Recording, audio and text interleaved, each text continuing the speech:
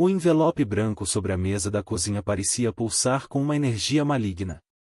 Beatriz olhava para ele há 15 minutos, incapaz de tocá-lo novamente, embora já soubesse seu conteúdo de cor e aviso de despejo, 30 dias. Era a terceira carta em 6 meses. Primeiro o emprego, depois o diagnóstico de sua mãe, agora a casa. Aos 32 anos, sentia que Deus havia simplesmente esquecido seu nome. A chuva batia nas janelas da pequena casa onde crescerá, onde sua avó morrera rezando o terço, onde as paredes ainda guardavam o cheiro de canela dos bolos que sua mãe fazia todos os domingos, antes do Alzheimer roubar suas receitas, suas memórias, sua essência. Beatriz apertou os olhos, tentando conter as lágrimas que pareciam não ter fim nos últimos meses. Por quê? Ela sussurrou para o teto manchado de umidade. O que mais o senhor quer tirar de mim? Seu celular vibrou. Era Marcela, a assistente social do asilo onde sua mãe estava internada havia 3 meses. Beatriz atendeu com o coração já apertado. Beatriz, preciso falar com você sobre o pagamento deste mês. A voz gentil da mulher parecia vir de muito longe. Beatriz desligou sem ouvir o resto. Sabia o que vinha, mais dívidas, mais impossibilidades, mais portas se fechando com estrondo enquanto ela ficava do lado de fora, sozinha no frio. Naquela noite, ajoelhou-se ao lado da cama pela primeira vez em semanas. Suas mãos tremiam quando as juntou, e as palavras saíam irregulares, quebradas. Deus, e eu não sei se ainda me escuta. Não sei se mereço ser escutada. Mas estou afundando. Estou completamente perdida. Chorou até não ter mais lágrimas, até o silêncio da casa parecer um abismo que a engolia. Não houve resposta, nenhum sinal, apenas o som da chuva e do relógio da sala marcando os segundos de sua derrota. Ela dormiu ali mesmo, no chão frio, exausta demais até para subir na cama. Não sabia que aquela seria a última noite de sua antiga vida. Não sabia que, naquele exato momento, engrenagens invisíveis já começavam a girar.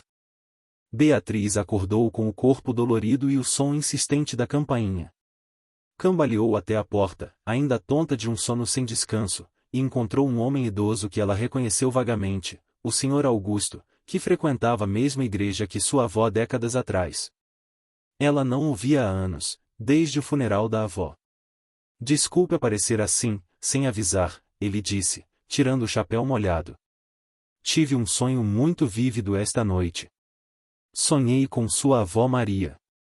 Ela me disse que você precisava de ajuda, que eu deveria vir aqui hoje, sem falta. Ele sorriu de forma quase envergonhada. Sei que parece loucura, mas aprendi a ouvir esses sonhos. Posso entrar?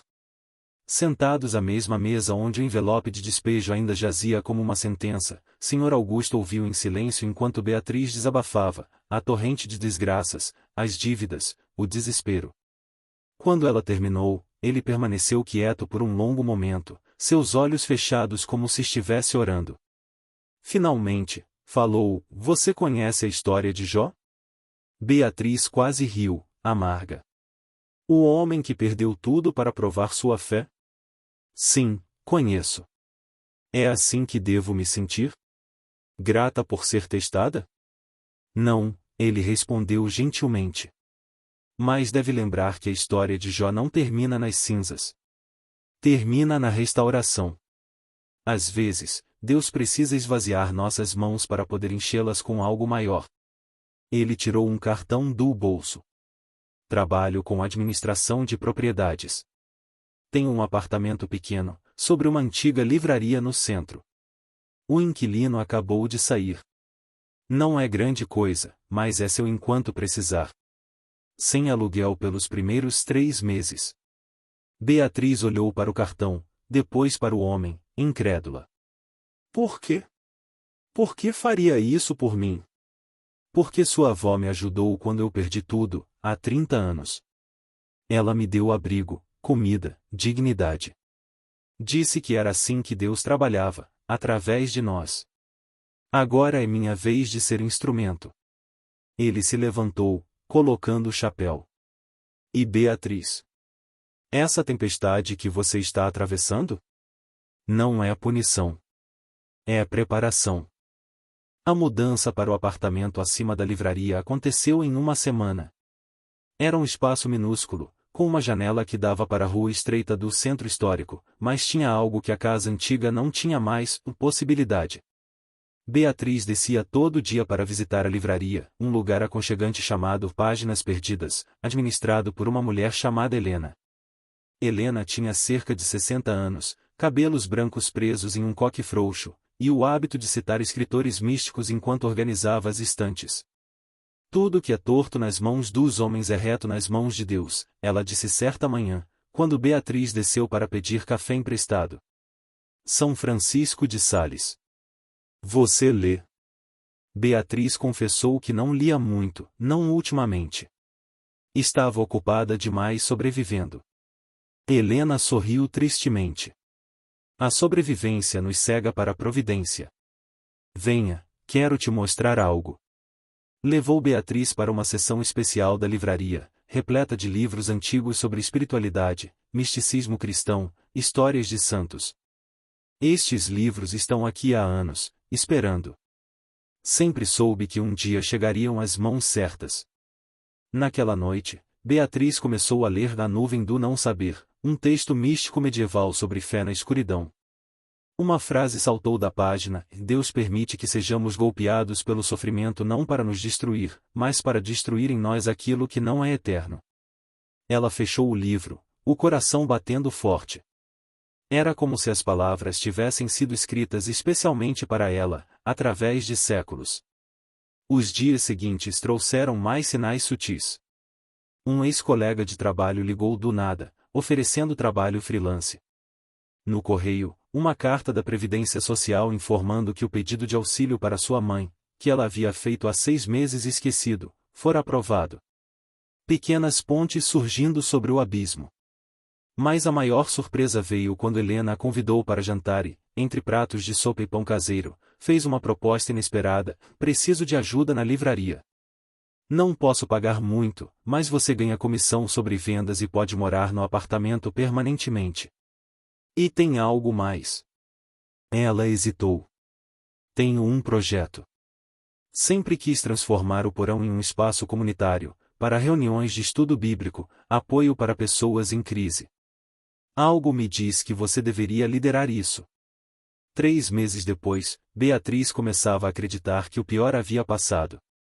Trabalhava na livraria pela manhã, visitava sua mãe à tarde, e às noites conduzia pequenos grupos de estudo no porão recém-reformado. Eram encontros íntimos, geralmente 5 ou 6 pessoas, todas carregando suas próprias cruzes, viúvas, desempregados, viciados em recuperação, almas perdidas procurando direção. Beatriz descobriu que suas feridas abertas a tornavam capaz de entender a dor alheia de uma forma que nunca imaginara possível. Mas então veio a ligação que ela temia. Sua mãe havia piorado dramaticamente. Pneumonia. Os médicos não eram otimistas. Beatriz correu para o hospital, onde passou 3 dias ao lado do leito, segurando a mão fria de uma mulher que não a reconhecia mais. Por favor, ela orava constantemente. Não a leve ainda. Ainda não estou pronta. Na terceira noite, exausta e desesperada, Beatriz saiu para o corredor do hospital. Era quase meia-noite. A capela do hospital estava vazia e escura, exceto por uma vela solitária que bruxuleava diante de uma imagem de Cristo crucificado. Ela entrou e se ajoelhou, finalmente permitindo que a raiva viesse. É isso que o Senhor quer? Ela gritou para o silêncio. Eu estava começando a acreditar de novo. Estava começando a ver sua mão em tudo. E agora isso? Por quê? Porque você precisa aprender a confiar mesmo quando não entende. A voz veio de trás. Beatriz virou-se e viu uma freira idosa, sentada na última fileira, tão quieta que parecia parte das sombras. Perdão, não queria intrometer. Mas ouvi seu clamor. E reconheço essa dor. É a dor de Jó, de Abraão, da própria Maria aos pés da cruz. A dor que pergunta: por que o amor permite o sofrimento? E qual é a resposta? Beatriz perguntou, amarga. Não há resposta que satisfaça a razão. Só há a fé que transcende a razão. A freira se aproximou, sentando-se ao lado de Beatriz. Mas posso dizer isto: cada pessoa que você ajudou nesses últimos meses, você só pôde ajudar porque passou pelo fogo primeiro. Deus permitiu que você fosse quebrada para que pudesse entender os quebrados. E sua mãe? Ela tocou gentilmente a mão de Beatriz. Mesmo em sua confusão, ela está cumprindo um propósito. Está te ensinando sobre amor incondicional, sobre servir sem esperar recompensa, sobre soltar o controle. Se esta história tocou você, inscreva-se e ative o sininho. Ainda há muitas jornadas esperando por você. Sua mãe sobreviveu à pneumonia. Contra todas as probabilidades, melhorou. Não recuperou a memória, o Alzheimer continuava seu trabalho implacável, mas seus olhos, por alguns segundos preciosos durante as visitas de Beatriz, pareciam reconhecer algo. Não necessariamente quem ela era, mas que ela era importante. Que ela era amor. Foi durante uma dessas visitas que Beatriz conheceu Daniel. Ele estava visitando seu próprio pai, um ex-militar internado no mesmo asilo, vítima de demência. Eles se encontraram no jardim, ambos precisando de ar depois de visitas emocionalmente esgotantes. Começaram a conversar, e a conversa tornou-se um hábito. Toda terça e quinta-feira, após as visitas, eles tomavam café na lanchonete próxima. Daniel era arquiteto, mas havia deixado a profissão para cuidar do pai em tempo integral. As pessoas acham que joguei minha carreira fora, ele confessou certa tarde. Mas aprendi mais sobre a arquitetura da alma nesses 2 anos do que em 10 anos desenhando prédios. Ele falou sobre como o sofrimento havia reordenado suas prioridades, como a perda forçada o levará a descobrir o que realmente importava. Suas histórias ecoavam tão profundamente com a jornada de Beatriz que ela começou a suspeitar que não era coincidência. Quando ele mencionou casualmente que sua família havia perdido uma livraria no centro histórico anos atrás, uma livraria que fora de seu avô, Beatriz sentiu um arrepio. Como se chamava? Ela perguntou, embora já soubesse a resposta. Páginas Perdidas. Por quê? As peças começaram a se encaixar. Helena era viúva do melhor amigo do avô de Daniel. Quando o avô morreu e a família lutava financeiramente, ela comprou a livraria, não para tomar, mas para preservar, esperando o dia em que pudesse devolvê-la à família. Sempre soube que Deus me colocou como guardiã temporária, Helena explicou quando Beatriz a confrontou. E agora entendo por quê.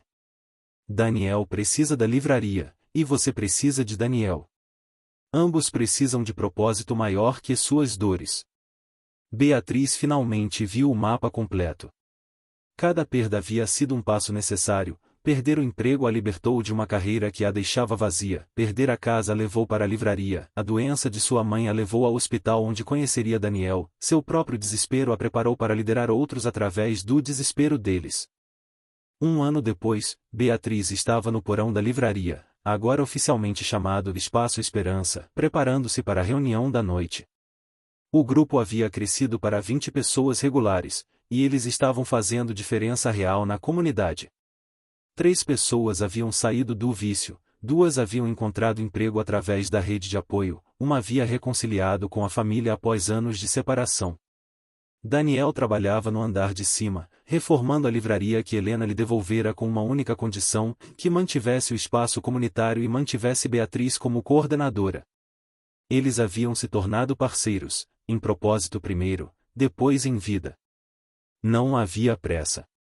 Ambos haviam aprendido que os melhores frutos cresciam lentamente, nas estações certas.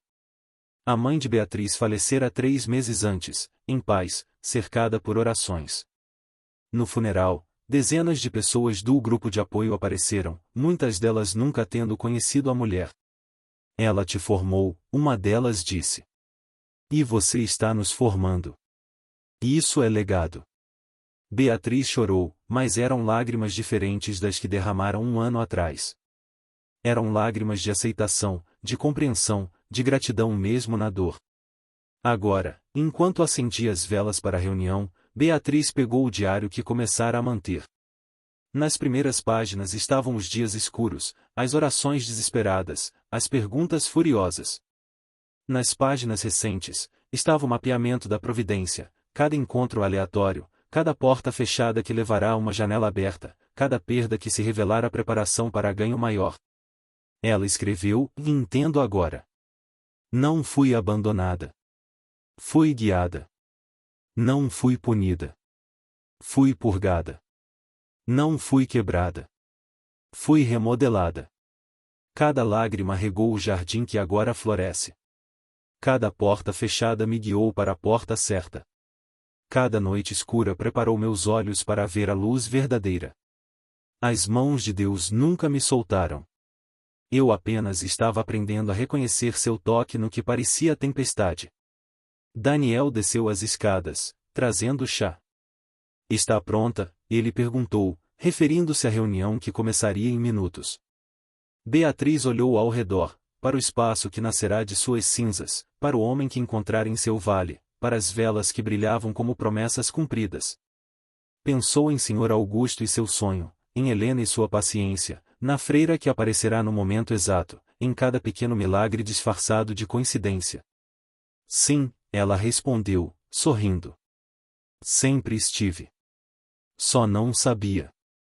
Do lado de fora, a chuva começou a cair novamente, mas desta vez o som era diferente. Não era mais ameaçador. Era como uma bênção, lavando o velho para que o novo pudesse crescer. E em algum lugar além das nuvens, através do tecido invisível que separa o visto do não visto, mãos antigas e amorosas continuavam tecendo histórias que os olhos mortais só viriam completas quando o último fio fosse entrelaçado. A porta se abriu. As pessoas começaram a chegar, cada uma carregando suas próprias tempestades. E Beatriz, que um ano antes pensara estar perdida para sempre, agora sabia exatamente o que dizer. Porque havia sido onde eles estavam. E havia encontrado o caminho de volta. Não sozinha. Nunca sozinha. Sempre guiada pelas mãos invisíveis que transformam cinzas em jardins e desertos em mananciais.